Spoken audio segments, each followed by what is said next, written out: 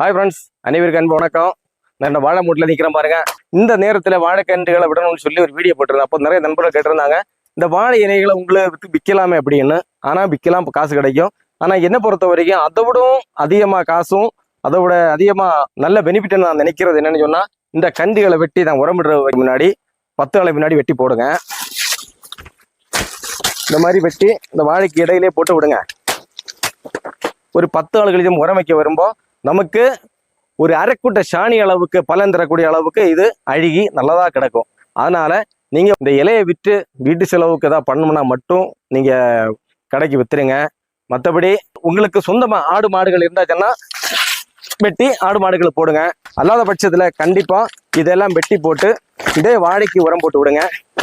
கண்டிப்பாக கூடவே கொஞ்சம் சாணியும் போட்டு ரசாயன உரம் போட்டு விட்டாச்சுன்னா நமக்கு வளர்ந்து நல்ல பலன் தரும். ஓகே, இந்த சிறு வீடியோ பிடிச்சிருந்தா லைக் பண்ண மறந்துடாதீங்க.